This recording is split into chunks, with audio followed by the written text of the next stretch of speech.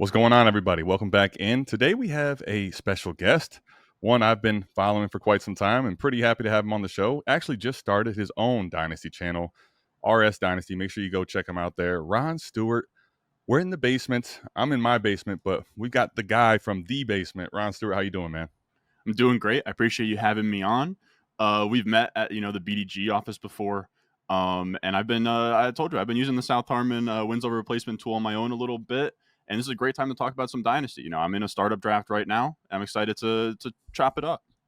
Absolutely, man. I'm excited too. And it's funny you mentioning that because we were just, talking, messaging back and forth, talking today. We want to get into a little bit of future draft pick strategy, kind of some things we'd like to think about and how we prefer to move them and best times we found to move them, as well as a little bit of trading, which brings up to the point. Let's talk about that startup that you're in. Go ahead and tell us, man, since you're in the startup. I mean, this point, I think, especially once the finals are over, Halliburton, by the way, completely off subject here, hitting another game winner in game one. But once that is over, seems to be the dead period in sports where startup season really kicks into high gear. So in your startup, what are the players that you've drafted? How far are you in and how's it looking? Yeah, this is with a bunch of creators. I wish we were further in. If we were at the 608, we probably started this on like maybe Monday. Oh, But okay. we are pretty much using this startup to get access to players that I don't have in my team already that are too expensive to acquire, like Jaden Daniels. I don't have him on any squads. I am ashamed to say that, but we got him at the 102, which is where I think you should probably be going at this point. 102, 103, somewhere in that area. And it's a third round reversal. We get Nico Collins. So I have him on a billion teams. 211 just felt too low. Yeah. And then I got Trevor Lawrence, 311. Who I feel like has kind of been surging, and he's somebody that I had on a squad that then folded this past offseason. So I wanted another copy of Trevor Lawrence, however you want to say that. Sure. And then 401, I take Saquon Barkley.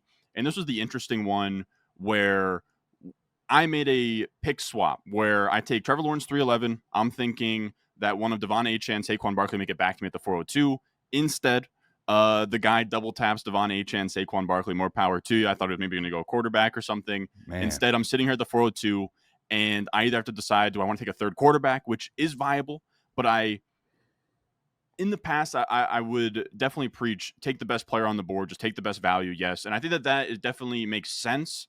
But I also think setting yourself up in a way where you now have to make X amount of moves to get your team set up fresh out of the startup, it's just not great. And then like almost the league almost has like leverage over you in a way where it's like you got three sick quarterbacks, man. Like you kind of, if you want to compete and you want to replace that bench elite spot and get him in your lineup, you kind of gotta, give me him on a little bit of a discount. So instead of, taking a player that I have in a way lower tier than I was really hoping for Saquon, I have him probably in like the 30s, like probably like late 20s. Instead going to like the 40-ish range where we're talking, Rashi Rice, T. Higgins, a third quarterback, Trevion Henderson. I then take my 402 to move up just one spot. I take my 402 and my 602, and I get their 401 and their 801. So I move back two whole rounds just to move up one spot. But I did feel that the tier break was large enough. And then I got Sam Laporte at the 511. So we're just kind of very balanced through the first five. Yeah. I mean, and that's such an interesting trade that you made there. Especially, I think, on the surface, if you look at it, right, from going from the 402 to the 401, just theoretically, people would say, what is the cost difference in that? I don't know, maybe a second round future pick, somewhere in that range as far as that goes. But the reality is you didn't trade up from the 402 to the 401. I mean, you did technically, right? But reality was you traded your 402 in the startup to secure Saquon Barkley, who was no longer on the board. And to that point, that's why I'd like to be kind of familiar, if I can, in the summertime, especially with startup ADP data, because it just kind of gives you a pretty strong feel in what the market's saying. So if Barkley's at 208 right now, if you go over to dynastydatalab.com, shout out to Adiko FF, 208, he falls to the 401. He almost fell in your lap at the 402. That would have been too easy, right? But all right, now do you want to have what were some of the other running backs available, actually? I'm kind of curious too. I didn't hear The that next part. ones that go off the board are Trevion Henderson, Bucky Irving, Brees Hall. There you go. So Brees Hall, I Yeah. mean, we know what the situation is there. And you're talking about Bucky Irving, and those players just are not the same realistically at all as guys like Saquon Barkley. So I think for a guy like Saquon to be available for you there, you're trading up at that point for Saquon Barkley, which is basically why I think it cost you moving back from the 6th round to the 8th round in the future. But one thing you didn't do there is you didn't mortgage away your future draft picks, right, to go secure him. I think that, at least for me, is one of the things that I try my hardest not to do in a startup. I will do it, but it's not going to be for someone like Saquon Barkley typically. Yeah, exactly. If I'm gonna give a first up, I want to get back into the first round. I want to get a Malik Neighbors. I want to get a Brock Bowers. Like that's when I'm all right. You wanna clean my pockets out? Fine. I'll give you 2 future firsts to get Brock Bowers. But for like a Saquon, where we know his shelf life is a little low. Like he just had the RB1 overall season. He's a second round startup pick, right? Like 2,000 Yes. yards rushing, amazing. But it's just what it is. He's 28-ish running back. It's just how it works. So I'd rather be aggressive there. And it is funny, like we now have, I haven't taken anyone at 801 yet, but we Okay. have the 2 picks that I traded away became Rashee Rice and Jamison Williams, which I would almost debate doing that straight up for Saquon. Like I don't know if that's crazy to say, but Nah, I don't now I'm think that getting an is. 801 on top. No, I don't think it is at all. I don't think it is at all. I think, I guess, one of the things about Saquon Barkley, especially, and where the fallacy can be, I think, when you're trading up for specific type players, archetypes, let's call it, a 28-year-old running back like Saquon Barkley in the round 2, his value is tied hand in hand to his production. So if he is going to be producing at an elite clip like last year, RB1, sure, he could stay in that second round range, maybe slightly higher next year if he somehow had a more prolific season than last year. But he's kind of value capped in a way. And the other biggest part that's tied with that is his value insulation is not very high. I mean, God forbid, knock on wood here, right? But it's on the Madden cover, so we got enough people talking about it as it is. If something was to happen to him and he gets injured for the whole season, going to be 29-year-old running back, even as talented as Saquon is going to lose a lot of dynasty value. So that at least for me is one of the ways I try to think about if I am moving my future first in. I Even if I have to add more, I want to buy someone that has both production upside but has a lot of value insulation.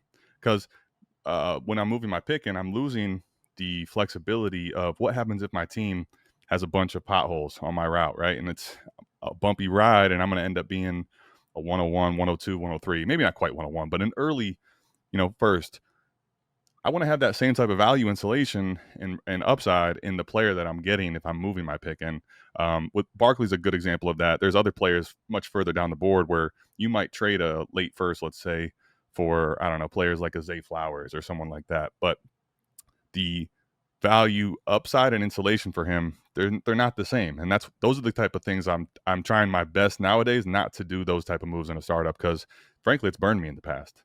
Yeah, you see a lot of that where a guy will just be like, "Oh, I'll trade away a future first for the 6th round startup pick," and then they take, like you said, a Zay Flowers, a Devontae Smith, a Chris Olave. Like these are all guys that have no access to being like crazy assets. And honestly, in the grand scheme of like how they're affecting your roster too. I mean, this is a whole nother tangent with like the wide receiver 2 cluster, but they're Mm-hmm. not giving you much more than like a Jacoby Myers, or you can even get to, you could get, if you want to pay a little bit higher than that, like Mike Evans, Devontae Adams, like that range. So like you said, it's burned you in the past. It's burned me in the past. Everyone's like, yeah, this is about even right now, but it's one of those trades where it could really end up poorly. Even if it's like, even at 110, man, like you look back and you're like, who won at this 110 spot? And then you look up and it's Bo Nix and you Well, traded away, let's nothing. even this is another. I've got the ADP up, so why not just use it right in front of me here? Matthew Golden, right? Which Yep. honestly, he's a late first, and I've seen plenty of times in the early second. He's coming off at the 7-11, right? Convenient Matthew Golden, and you have a round up from that Zay Flowers at the 603, right? So let's say it's like even in a snake, a whole round ahead. That's kind of if your pick becomes this late first, so to speak, right? Like I think that's that's a very good way to illustrate the point. The trade-offs, the risk and the reward, you're basically paying for all the reward. Like if everything goes well, that's what you've kind of paid. But what's not seen is all the tiers and terrible things that can happen in kind of a you're just in this very unflexible spot, right? You moved your future first in, so at this point you want to contend. If you're in a position where your team's not contending, you're in a bad spot. And even if it goes well, to your point, I mean, you maybe get a round bump in value. I think for me, the other thing too is like last year was a great example of what we just don't see coming no matter what. The running back position was super devalued last offseason, right? Because it just continued to see injury and injury and injury. Last year was as far as health for the whole position, like the cleanest bill of health we saw for the running back position. It was actually the receiver position that got absolutely demolished last year. It was like every single week we got new receiver injuries. So last year you could have built what was the best probably startup strategy. Get a bunch of great receivers. Your team looks great. All of a sudden these injuries happen. You can't control that. If I hold my future pick a little longer, now I can actually see, okay, who's hurt and who's not. I don't have the potential of buying someone that's going to get hurt. I can at least know week 7, week 8, whatever it may be. Okay, this player looks healthy, and also what holes do I have in my team that I want to fill? Yeah, like you said, man, like last year was so brutal, dude. Like you could have had a team of, you're going into the season with like Tyreek Hill, CeeDee Lamb. You could just have like the most stacked wide receivers ever. And like you said, like they're all getting hurt. Chris Godwin goes down. Nico Collins killed me last year, where Dude, he was going to crush. And then of you mentioned course Rashi Rice in that hamstring. trade. Just Yep, having Rashi Rice. Yep, all these that's guys, another man. one where it was like, holy shit, he's gonna be a 20+ point per game guy. Like if there were talks after the first 3 or 4 weeks, is Rashi Rice, if we did a draft today, is he like the 106 in redraft, 105, 104? And it just, I'm somebody that likes to build, like you said, I'll build around the receivers, kind of run more like Hero RB-ish. Yeah. And last year was not super fun. And I don't know, you get all kinds of variants too, where I have a lot of Jalen Hurts. The week 16 concussion killed me. Oh, A lot of man. semis getting knocked out there. So it's the That's nature tough. of the beast, Yeah. Let me ask you then, on this team now, right? So you get Saquon there. You feel, I think, and I would say most people listening to your team, as you've mentioned it out, you feel like you're a contender at the moment.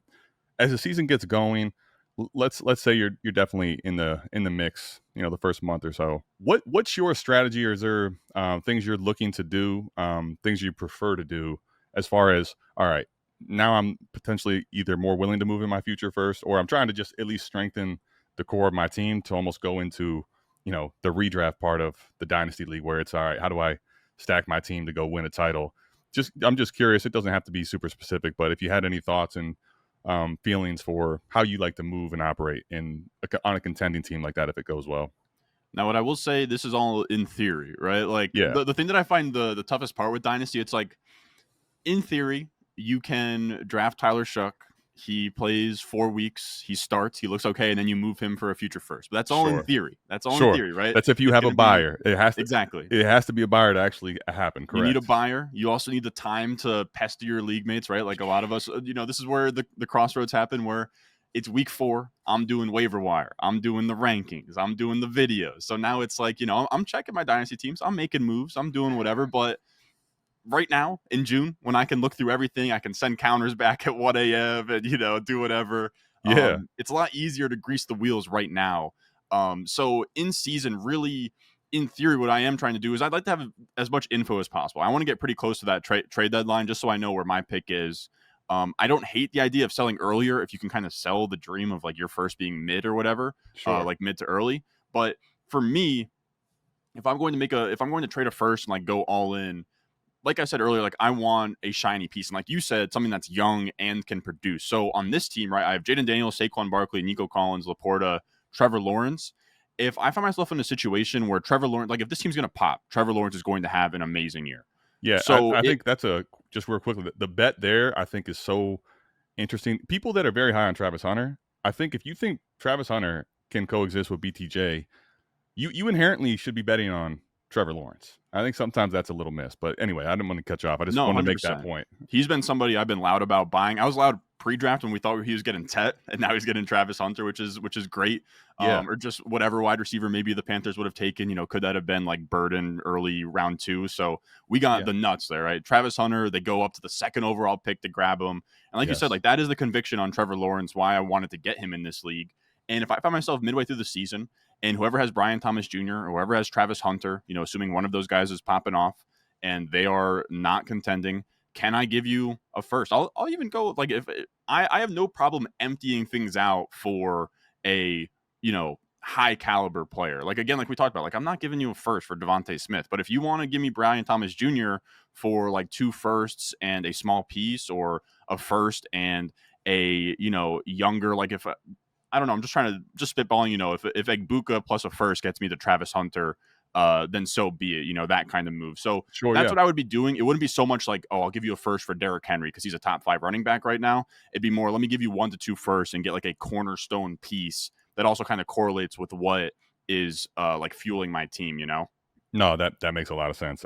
I think from that standpoint too, you talking about even at that point getting closer to the deadline, it can become very tempting when you see like a guy like Derrick Henry, let's say, right, where Yeah. man he's on this Ravens offense and he's just so good, but literally the problem with that purchase is the problem with the purchase. Let's even say it's your late first, a single first, and whether they kick in a grease or you kick in a grease or however that works, just the essence of the deal primarily is Henry for that first. The problem there becomes, again, you're strictly now at that point, you're getting off of the value of your first. He has to produce at elite level. The timing has to be right. He can't get hurt.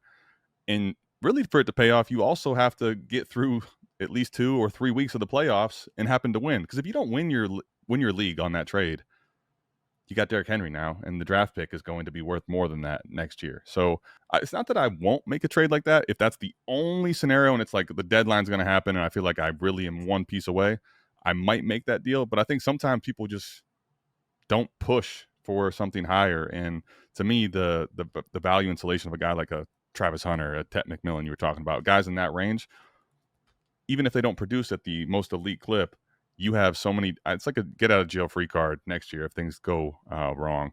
I'm actually curious though on the flip side here, right? And some of this is theoretical talk. If you're in the position where whether it's this team or a different one, right? Maybe some people that you might kind of be punting early. So that can kind of come into the play here. But whether you're punting early or this team, it kind of goes wrong for you. What is your what's the different side of that for you? How do you approach it? Week 6, week 7, whatever it is, we're getting closer to the trade deadline. How do you feel about moving players for picks? What kind of returns are you looking for? And what's your feel overall about how you go get future picks in a rebuild type of a play? I would say, like, really, I think that's something that's good to have is being realistic and knowing when to pull the plug, right? If you're looking up and it's like, even if you're like maybe like 4-2 through 6 weeks, but you're looking at like the max 0.4 and you're like, third to Limping? last and Yeah. you're getting lucky.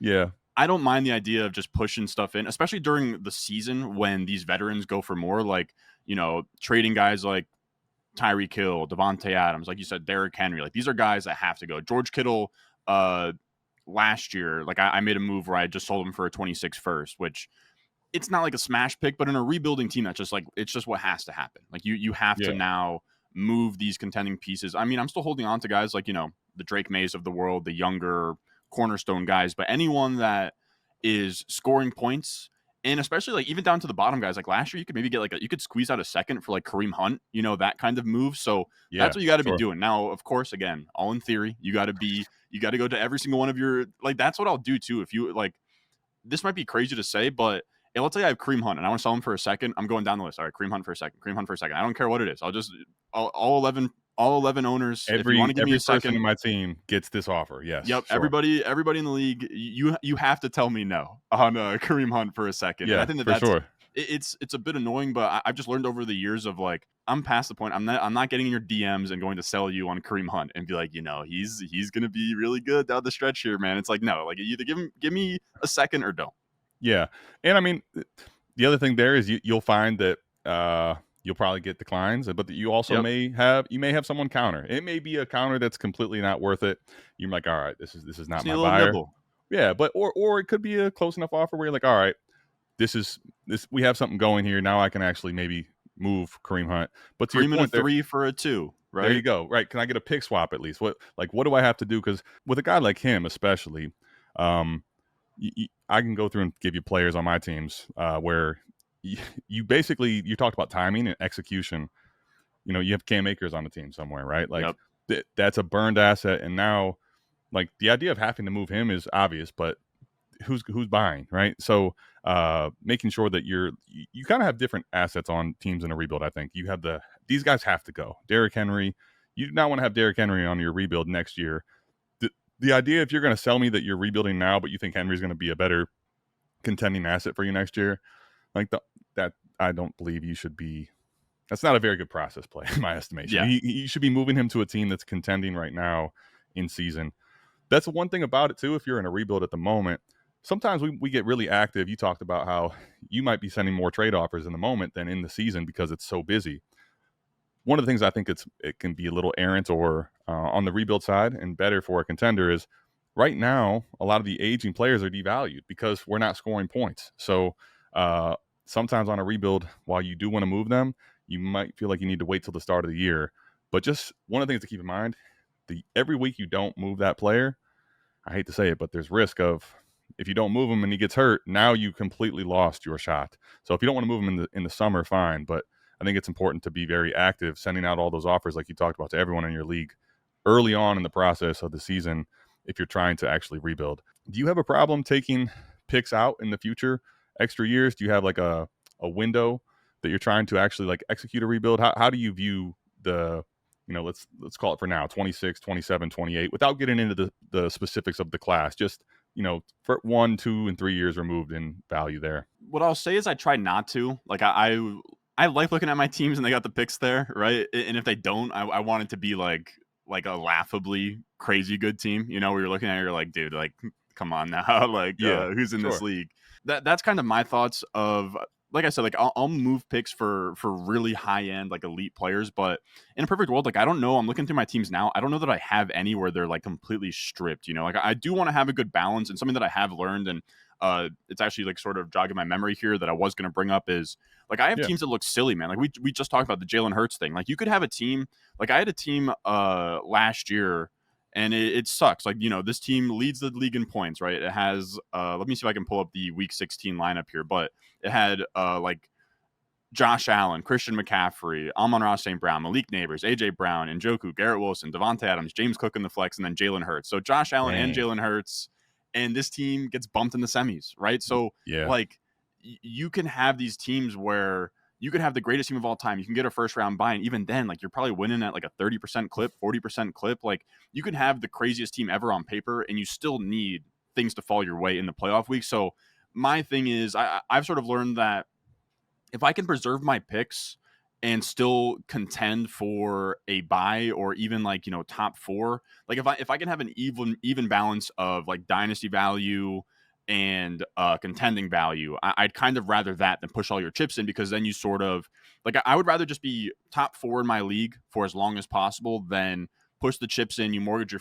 future, but that window is small, right? Or if you get a couple injuries, you get a couple guys get older, and all of a sudden, there's a lot of teams out there that probably built that way, right? Where now you're staring down Cooper Kupp and Devontae Adams and Adam Thielen and DeAndre Hopkins, and you start to look through and Michael Thomas, and like all of a sudden it's like, oh my goodness, and you didn't have yes, any first to kind of replenish all that. And there were a lot of these guys. There's not like clear sell windows either. Like I don't know if Michael Thomas at the peak of his power is amazing, right? But the minute he falls off, there is no like there is no window to sell him for a first. It's now this guy is right. washed, so Yeah, and it and gets scary. he for him and there's other players that had the same type of a thing where the cliff for OBJ, him, yeah, the cliff for those guys was injury, right? It wasn't like we saw a lot of times. I think you think in a just almost like if it was a graph, like the production will just continue to slightly decline.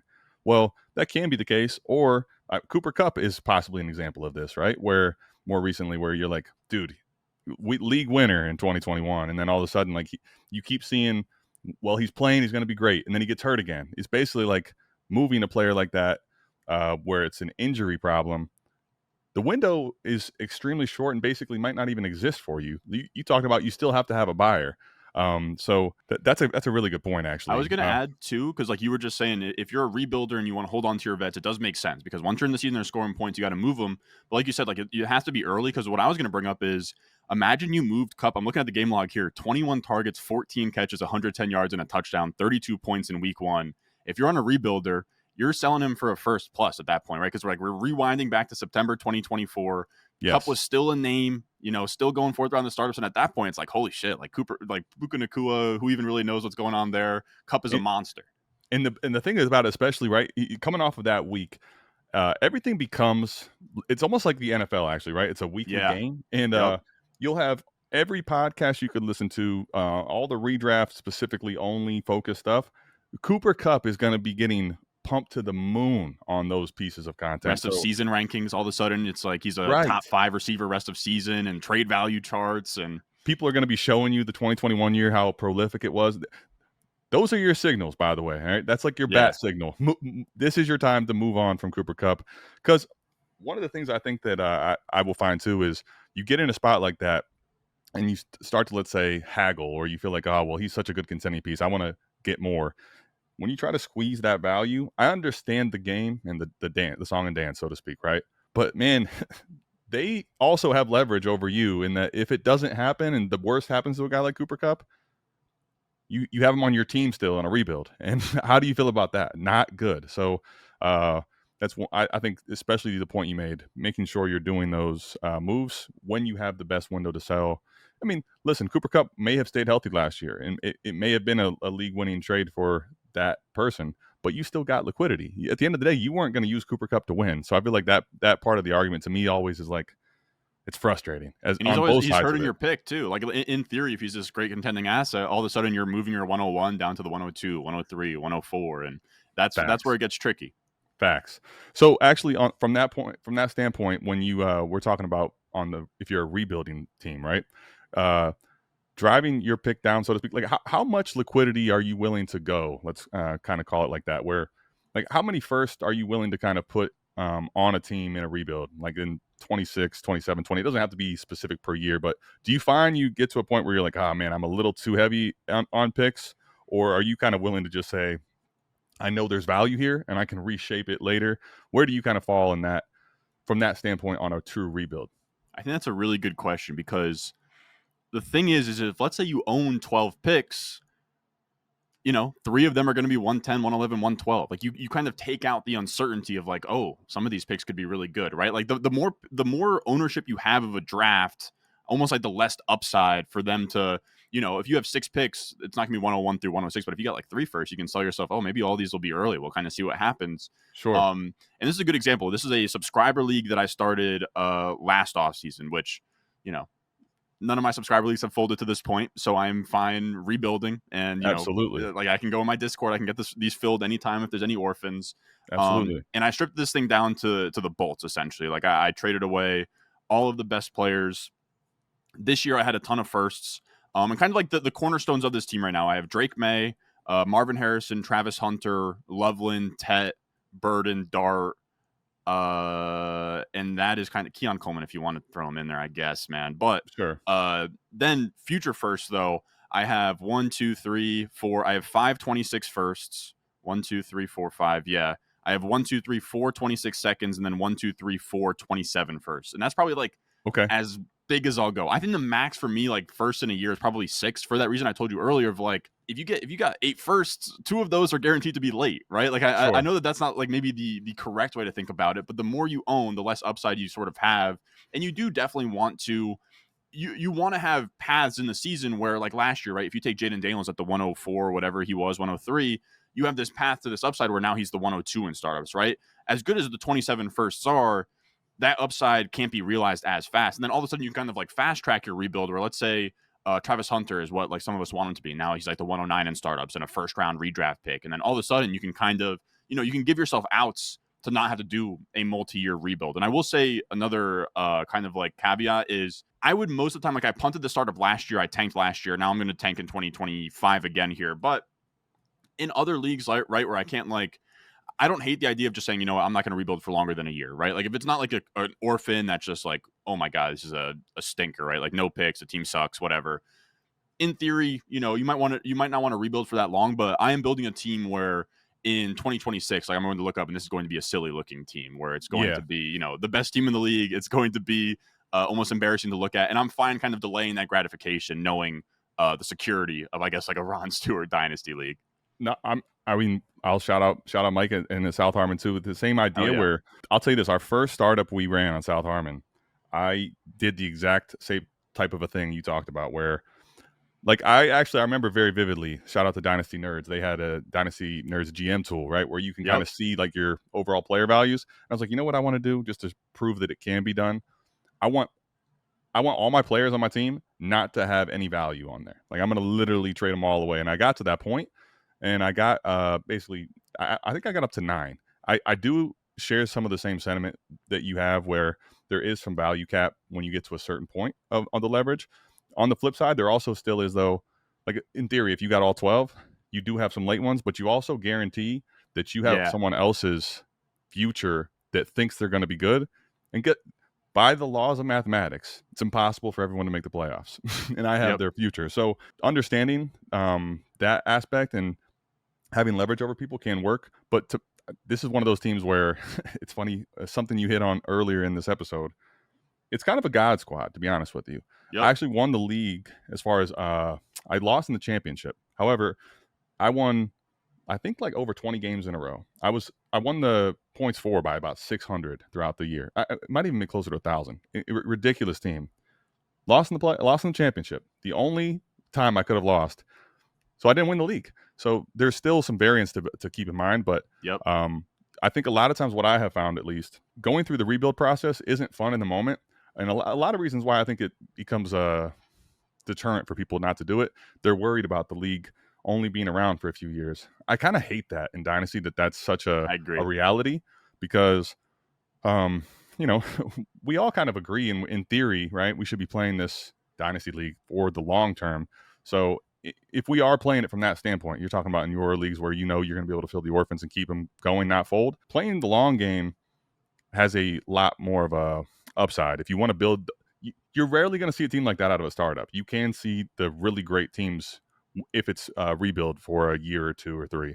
Obviously, you don't want to go 3 years out, but that's how, if you're going to build one of those squads, being patient, I think a lot of times can pay off. Yeah, it is kind of the delaying the gratification. Whereas the longer you can go without contending, now of course it doesn't feel good to eat those buy-ins. You're eating the No, man. buy-ins. Yeah, You're eating you're them. a donate. You're a Yeah. donating. You're a Yeah. donation for the first couple of years, 100%. But the longer you wait, the longer it's like, because that's just like what we talked about. Like, first, they're going to gain value. You're going to hit on some of these players. You're going to find the next Jaden Daniels, the next Malik Neighbors, the next Brock Bowers.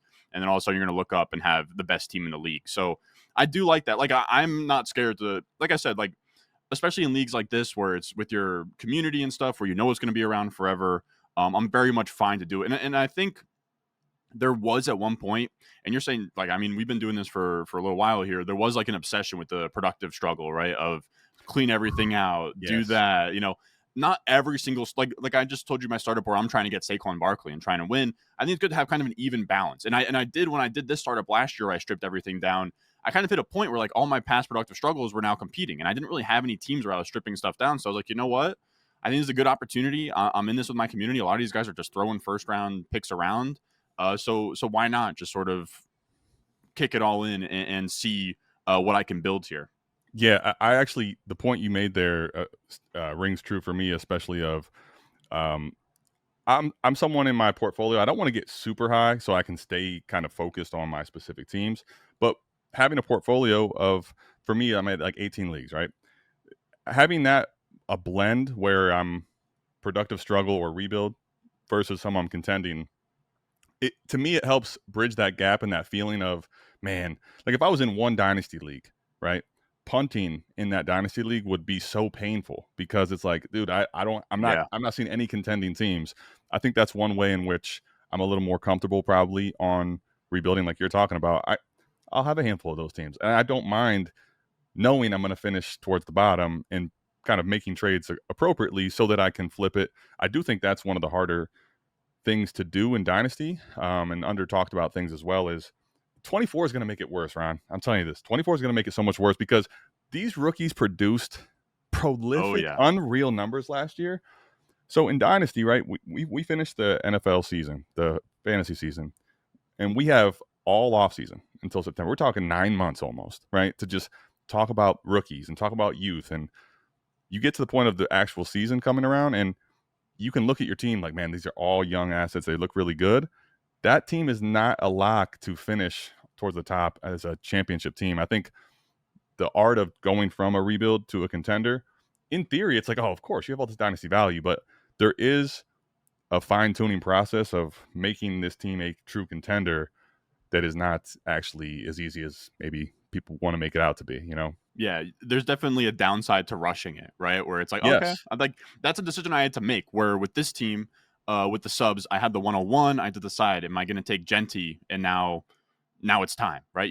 And that's a different. I think that's another thing that I actually was sort of shocked when I talked through these leagues with on the channel. I'm actually curious how you think through it, because if I take Genty, I got to be competing. Like I know in theory you can take Genty, he can build value, whatever. But the guy, I'll read.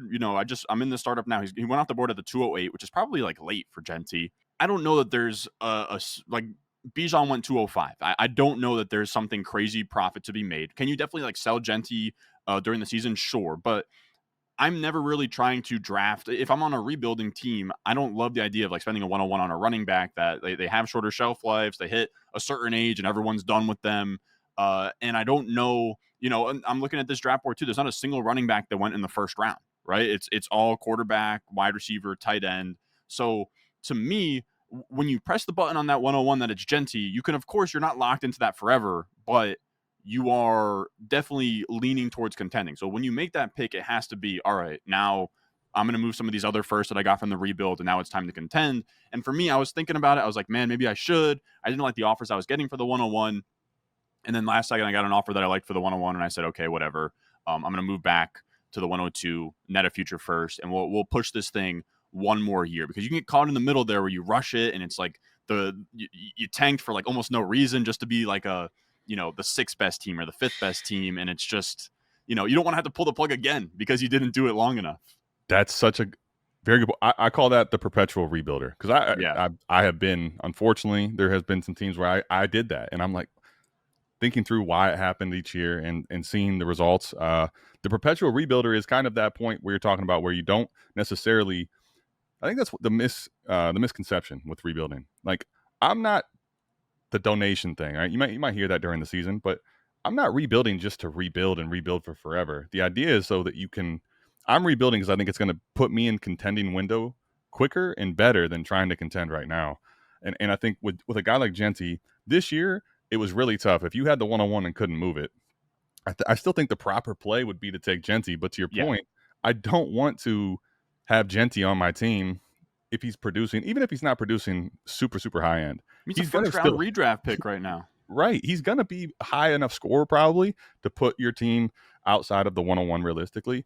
And also, a guy like him, you talk about this, the position he plays. The way that we still view the position, even though running backs have resurged a little bit after last year, it's just not the receiver. It's not the quarterback. If he was to get hurt or he was to not be producing, like, that's an asset on my team that's probably not helping me rebuild. And he's going to be better on someone else's team. He's going to be better served to a contender. I definitely am looking to move. I don't care how valuable they are, elite running backs, if I'm truly rebuilding, right? I think that's just, people may not like to hear that. That's where I fall on it, though. That's where I fall too. Like, I'm not even really on rebuilding teams, unless if it's like I'm sitting at the 111, I can't move it, and like somehow, some way, Judkins is there. Okay, I'll take the profit. But if I'm sitting there at the 106 and Judkins my highest ranked player, but this team's not going anywhere, I'm trying to move the pick. Or maybe even if I got him in, it's a bad example because I don't have them in the same tier, but if I did have him and Egbuka in the same tier, maybe I lean Egbuka, or maybe like Cam Ward falls to the 106. And then from there, I just would prefer the quarterbacks to wide receivers, because I think that's something that's really important here is when we talk about Jefferson, we talk about Chase, and we talk about Lamb, like these guys, they produce year in and year out. And when they don't, because their quarterback goes down. With these running backs, man, like I've just been, I don't know if hurt is the correct answer, but hurt, right? Where we're talking about even guys where it's like wheels up. Saquon Barkley is a great example, man. Before this year, he is the greatest single, like you can talk about Bijan, you can talk about Genty. He's the greatest running back prospect of all time. He's the creative lab guy. Yes. 4.3 speed. I argued this all last offseason, 100%. Yeah. 4.3 speed, 230 something pounds. He's hurdling guys that just turn on any Penn State game. He was amazing. Like, he was out of this world size pass catching. And before this season, he only had one 20-plus point per game season on the Giants, and it was his rookie year. Like, very rarely do we see these guys have like a very linear, like, holy shit, they're producing every single year, right? When we talk about even Jonathan Taylor, who was like a first-round pick in the startups at one point in time, he is falling from there every single time. Like, the amount of, outside of McCaffrey's the only one I can think of where it's like year in, year out. I guess you could say Kamara as well, like early career Kamara, but they're very rare. And again, like their shelf lives aren't like, how long was Kamara like a first, second round pick in startups? Like, it wasn't super long. It was maybe a couple years. And then all of a sudden they hit 25 and we're all kind of done with Yeah. them, you know? Well, I mean, listen, shout out Arthur Smith, I guess, but I mean, Bijan in his rookie season, believe it or not, wasn't the Bijan. I mean, that Bijan was the promised one too at the point, right? Like Yeah. we're talking about him since COVID. It felt like everybody knew Bijan was the guy, and Yep. his obviously that's like you could say that you could point out the flaws of, oh well, that's a scenario where they weren't using him right, whatever. The point is, whether it is him not being used right, I don't think that's going to be the case with Pete Carroll. But the point is more so that whether they get hurt, they do not produce at a high clip. They're on a, a bad team like the Giants where they're not scoring a bunch of points. The running back position, by and large, you do pay a little more for the longevity of a Gibbs, right? But they're going to be tied pretty much to their value of the production that they have, which basically in this argument, or not even an argument, in this discussion, in a rebuild, if their value's highest like point is to the production, that's not the type of asset I really want on my team, because I don't want to be producing if I'm trying to purposely rebuild. Teams that are trying to maybe say I'm definitely going to contend next year. I'm not trying to necessarily earn the 101. Like I know for sure I want to contend next year. Maybe they have in that type of a build, you have a stronger case to just hold on to Genty. But I do think that even from that standpoint, Genty in the startup right now, he's going at the 1-2 turn. Like from a standpoint of value, he is so unlikely to go much higher. Even if he does, it's by very little bits. So I think that's one of the things when I'm rebuilding. I try my best to think about it from just a overall what my value is. And when I'm ready to get closer to contending, I'll rework that value how I need to. Now that does, for some people, become uncomfortable because you're dependent now on your league mates allowing you to make trades. But I think in Dynasty, for me, the way I like to play anyway, that's what I want to do. I want to make trades. And I think sometimes for me, I also will make a trade that I don't want to win every trade, by the way, Ron. The reason I don't want to win every trade is I want people to actually want to trade with me. Yep. It's hard enough for me to get people to trade with me at the moment, but I'm okay giving them a deal where it's, very fair in value, or let's even say I'm selling at 90%, so that I'm kind of forming bridges with the people I'm playing with in my league. With these teams, I'm paying a little bit of a tax, man. Like I remember I saw a deal. This was during the rookie draft, and it kills me. I'm sure you're in the same thing where I'm working with this guy to try and get Nico Collins off of him, and he's like, nah, I'm good. And then an hour later, I get a notification. He trades Nico Collins for probably 70% of what I was offering him. And I'm like, dude, like The worst. Like I'm the worst. I sent the screenshot of the deal I sent him in the league, and everyone's like, oh my God, like this was on the table and you took the other deal. So that kills me. But I'm with you where I do want to, like, I don't want these deals where, of course, if I get something crazy in my inbox, I'll press the accept button. Yeah, but I'm not. For the record, I'm hunting. not declining great trade offers if I was to get Yes. sent a layup. I'm not doing that. But That my outbound offers are not going to be trying to just gash people. Right. Yeah, exactly. And that's what kills me too, because you have a guy in your league, and there's some guy like this in like 1 in every 3 leagues. He might have the best team, and it is very frustrating. I think it's tough for a creator to be like this, but these guys are sending ass deals to everybody, and they're hitting at maybe like a 5% clip. And if they can just hit that deal once a month and it rolls in, and everyone freaking sighs and is like, we're going to do this again, or he gets a free, Devontae Smith in this deal somehow. Like, how did that even happen? And they build up this team. But, I'm playing honorable dynasty. All right. Those are on the table for me. I don't want that to be my reputation. Like you said, those guys, after a while, it starts to be like, all right, screw this guy. Like, I'm not dealing with this guy. I'm not giving him anything. Okay, let me just make sure I preface by saying this. I don't believe that that's hand in hand the reason why some leagues have a higher fold rate. Okay. But Yeah. I do think that plays into it at times where, unfortunately, typically the teams that you see orphaned are not going to be these great teams. People aren't going to go orphan a team that has Bijan and Gibbs and Josh Allen and Jaden Daniels on by and large. And that process, right? I've seen that plenty where it's basically you're throwing as much shit at the wall as you can, and I don't need much to hit though. I can all fall down. I just need a little bit to stick. Because if you send out God offers like that, right? Godfather offers, and you get 2, even in one season, the the shifting of your team can be elite. The reality is, if you're thinking about it from the process of Dynasty, though, in theory, I'm playing with 11 people in a 12-team league, right? For the rest of the time. Well, if all they do is see me win every trade, do you know what they're going to be less likely to do? I don't want to deal with that guy. Why would I trade with him? Look at his team. Now, I'm not trying to say don't trade with me, but I'm saying I'm not typically trying to send out offers. They're going to that put me in that camp. But to the point of, if you're not able to get those deals done, where I will tell you, I've been told this years ago. Like, it's not as easy to trade as you continue to try to build your brand, and people see that you're talking dynasty strategy. That's an interesting dynamic, which I'm still trying to figure out how to deal with that. Like, I used to be a high volume trader, and so I still want to be, but it's harder to get deals done in high volume.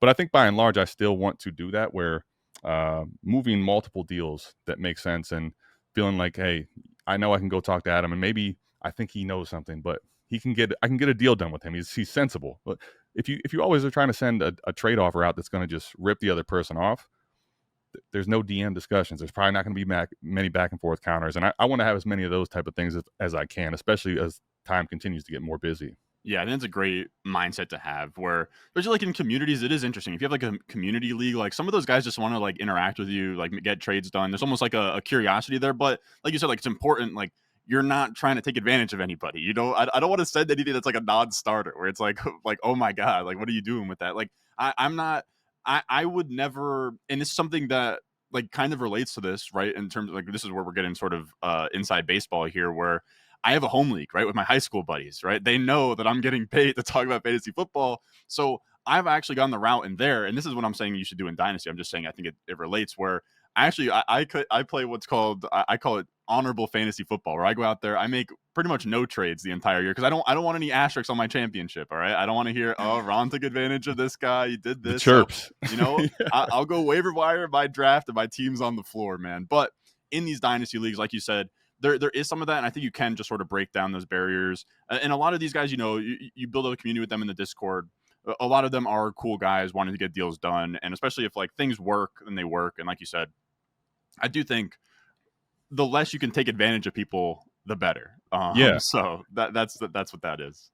Absolutely, man. I tell you what, maybe at some point here, moving forward in the future, we can kind of talk about because I've been asked to do a piece of content around this specifically, where kind of I'll call it, maybe for a future episode we can link up some point other where we're talking about maybe the art of the deal, right? Or for us, process wise, if we're trying to get deals done, what that looks like, because you know, it's not very hard. You don't need to make a piece of content about, make a bunch of crazy offers that are in favor of you, and you just hope one gets done. But it'd be fun to maybe do an episode like that in the future. But I appreciate you hopping on with us, man. It's been a blast. Listen, I think that startup is pretty damn good. I'm curious to see how it shapes out for you too.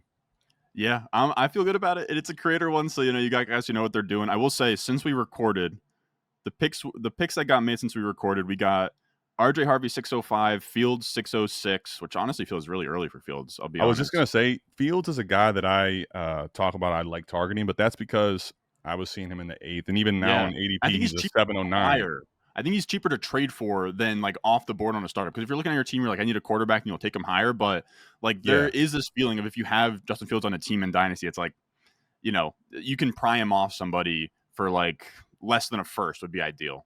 for sure, and at least to the point we're making, right? If I'm on a contending team and I want to get a guy like Fields and a short window quarterback, I can do so cheaper from a rebuilder that has a Fields. But yeah, in a startup, 605 ADP wise is where Dak is going. Like I'm probably out at that point because there's a lot more long term security, frankly, in the other quarterbacks in that range. Yeah, But yeah, Tua went 6'11. You still got Dart on the board. Still got, and that's kind of it. It's really just Dart on the board. Tua went 6'11. Some running backs, Kyron goes, Walker goes, Chase Brown goes, Jordan Addison, and then Tua 6'11. That's okay, where we're at. So honestly, pretty good pace. I was complaining about them being slow. They made like 5 picks or so while we're recording here, so I'll take it. yeah, it's funny. During recording, there's always like something like that'll happen where everything that you saw before, all of a sudden, like I'll be up in a draft and I'm been on the clock, and it's like, oh man, I'm on the Yeah, and then clock for you're an the guy hour. holding things up. Yeah, now Yeah. I'm holding it up because we were recording. But yeah, man, appreciate you hopping on. I think that team's starting off really well, and yeah, it was really fun talking about some of the strategy, man. I think, at least for me, I think some of the things we discussed there can be underappreciated, and I'll say especially this is maybe a little early for this, but I always find, Ron, as we get to the redraft season, especially right there early Can't August, wait. people start feeling like these picks are burning a hole in your pocket. At least try to remember this episode. Ron told you so. Be careful about sending them in because you feel like you can't use them at the point. But yeah, we cannot wait for football to be back. But just don't go giving away your future first just because football's back. All right, don't do Yep. that. It better, if you're giving your first, it better be something sexy, man. But I appreciate you having me on. I will pull back the curtain. We had some technical difficulties. I would love to hop on here, get a longer show in. Yeah. And we can really air things out potentially sometime soon. So Yeah, appreciate the time. definitely, Appreciate you dude. having me on. Everyone here, you can check out the RS Dynasty channel. That's where moving forward, anything that comes out of my mouth Dynasty related will be on that channel. Love it, man. Make sure you go check out Ron at RS Dynasty. Ron Stewart, appreciate your time as always, man. We'll definitely link up again for a future episode. Yes, sir.